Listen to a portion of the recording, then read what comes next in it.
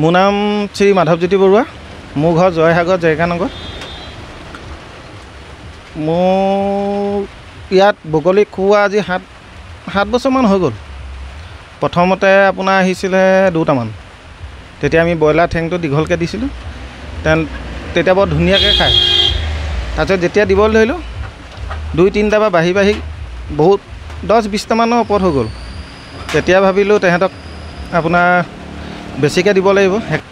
তাৰপিছত আমি ভাবিলোঁ কি কৰিম এতিয়া, বোলো ব্ৰইলাৰ ঠেংখিনি সৰু সৰুকৈ কাটি দিবলৈ ধৰিলোঁ। বৰ্তমান এতিয়া 20-30টা আহে। খৰালি ছিজনত 70-80টা আহি যায়। 10-12টামান বগলী আমাৰ ঘৰলৈ গৈছিলে। তাতে যোৱা নাছিলে, সেইটোহে গম নাপাওঁ তেওঁ কেনেকৈ গ'ল। ক'ভিডৰ সময়ত গৈছিলে, আমাৰ ঘৰলৈ গৈছিলে। 2014 চনত খোলা। এনেই দি ভাল লাগিলে। প্ৰথমতে 2টা এনেকৈ যেতিয়া আপোনাৰ বগলী ঠেংটো গিলি দিয়ে চাইও ভাল লাগিছিলে, দিও ভাল লাগে। তেতিয়া দিয়াৰ পিছত ভাবিলোঁ সিহঁতক সদায় খুৱাব লাগিব, খুৱাই ভাল লাগে। এতিয়াও দি আছোঁ, খোৱালে ভাল লাগে মনটো। ইয়াত নাথাকে আপোনাৰ সন্ধিয়া হোৱা আগে আপোনাৰ 4টামান বজাত আহি যায়। তেতিয়া কালুগাঁও ছাইডৰ পৰা ইটো ছাইডৰ পৰা আহি যায়। ৰাতিপুৱা খালি 4-5টামান আহি যায় দোকান খোলা সময়ত। বেলেগলৈ যোৱা দেখা নাই বাৰু, ইয়াতে থাকেহি।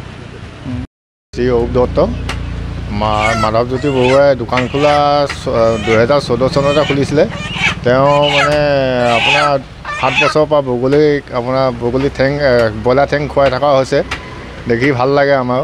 মোৰ ওচৰতে দোকান আছে, সদায় ময়ো সহযোগ কৰি দিওঁ তেওঁৰ লগত।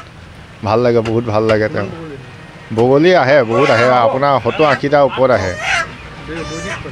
ডেইলি আহে তেওঁলোক।